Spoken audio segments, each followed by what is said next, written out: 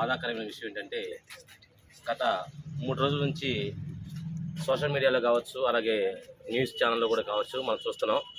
క్రైస్తవ నాయకుడు, మంచి వక్త, అలాగే ఒక ఆణిముత్యం లాంటి దైవజనుడైనటువంటి పగడాల ప్రవీణ్ అన్న చనిపోవడం అనేది చాలా బాధాకరం. కనుక ఆయనది యాక్సిడెంటా లేదంటే కావాలని ఎవరైనా హత్య చేశారా అనేది క్రైస్తవ సమాజంలో ఉన్నటువంటి ఒక ఆలోచన. ఈరోజు ఆయన గురించి మనం చూస్తే కనుక చాలా మేలుకరమైన కార్యాలు ఎన్నో చేశాడు. ఆయన వల్ల ఎవరికి ఎటువంటి హాని జరగలేదు, ఎవరికి ఆయన ఎటువంటి గాయపరిచేటువంటి మాట కూడా మాట్లాడలేదు. ఒకవేళ మాట్లాడిన సందర్భం వచ్చినప్పటికీ కూడా ఆయన క్షమాపణ కోరేటువంటి పరిస్థితి, మనస్తత్వం ఉన్నటువంటి వ్యక్తి ఆయన. అయితే ఈరోజు సమాజంలో, క్రైస్తవ సమాజంలో ఒక మంచి నాయకుడు ఉన్నటువంటి ప్రవీణ్ అన్న చనిపోవటం చాలా బాధాకరం. కావాలనే హత్య చేసి ఈ విధంగా యాక్సిడెంట్ లాగా చిత్రీకరించారనేది మా యొక్క అభిప్రాయం.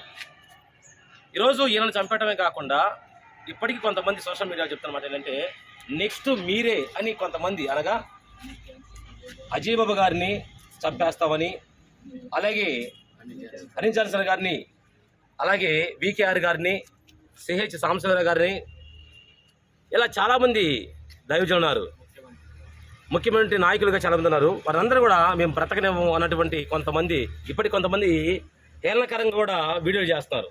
ఒక సాధారణంగా ఎక్కడైనా ఒక వ్యక్తికి ప్రమాదం జరిగితే సానుభూతి ప్రకటిస్తారు. అలాంటి దేశం మన దేశం.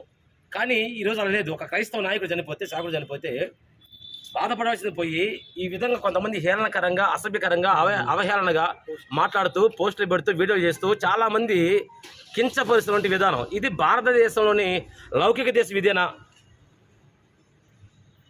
మత స్వేచ్ఛ లేదా? ఎంతోమంది జీవిస్తున్నటువంటి ఎన్నో మతాలు ఉన్నాయి ఇక్కడ భారతదేశంలో. నేను మళ్ళీ చెప్తాను ఒక మాట ఏంటంటే, భారతదేశం నా మాతృభూమి, భారతీయులందరూ నా సహోదరులు అని చెప్తున్నటువంటి మన దేశం ఇది.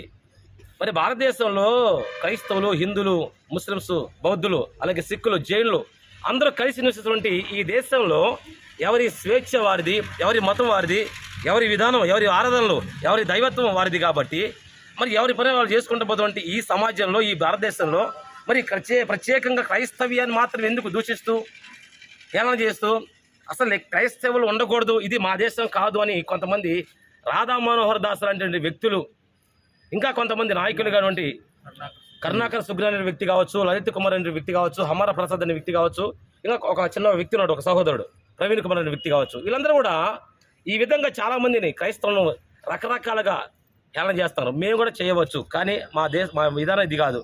భారతదేశంలో మేము నేర్చుకునే విధానం ఇది కాదు. భారతీయులందరూ సమానమే, అందరూ మా సహోదరులే అని. మాకు కూడా హిందువులలో స్నేహితులు ఉన్నారు, సహోదరులు ఉన్నారు, ముస్లిమ్స్లో కూడా సహోదరులు ఉన్నారు, ఎంతమంది ఉన్నారు, అందరూ కలిసిమెలిసి ఉంటున్నాం. కానీ కొన్ని చోట్ల మాత్రం ఇలాంటి భేదం కలిగించేసి ఇలా చేయటం అనేది చాలా దారుణం. ఇది మానవత్వం కూడా కానే కాదు. కాబట్టి దయ ఉంచి ఈరోజు మేము ఒక నిరసనగా ఈ యొక్క కార్యక్రమాన్ని మేము చేస్తూ పోలీస్ స్టేషన్లో మేము కంప్లైంట్ ఇచ్చాం. అలాగే ఈరోజు ఎంఆర్ఓ గారికి ఒక మెమోరాండం ఇవ్వడానికి కూడా మేము సిద్ధపడి వచ్చాం. కాబట్టి క్రైస్తవ శాఖలుగా, అలాగే నాయకులుగా మేము దీన్ని ఖండిస్తున్నాం. ఇలాంటివి మరలా పునరావృతం కాకుండా జాగ్రత్తగా మాకు భద్రత కలిగించాలని, సేవకులకు, క్రైస్తవులకు న్యాయం కలిగించాలని, అలాగే పెద్దలను అంటే ప్రభుత్వ అధికారులను కూడా మేము ప్రేమతో కోరుతున్నాం. కాబట్టి మాకు కూడా మత స్వేచ్ఛ ఉంది, మాకు కూడా మానవత్వ హక్కులు ఉన్నాయి అనే ఉద్దేశాన్ని మీకు తెలియపరచడం కోసం చేస్తున్న ఈ కార్యక్రమాన్ని అర్థం చేసుకున్న సహృదయంతో మాకు అండదండలుగా ఉండి మాకు క్షేమం, అలాగే మాకు న్యాయం, మాకు ధర్మం కలిగిస్తారని నమ్ముతూ నా మాటలు ముగిస్తున్నాను.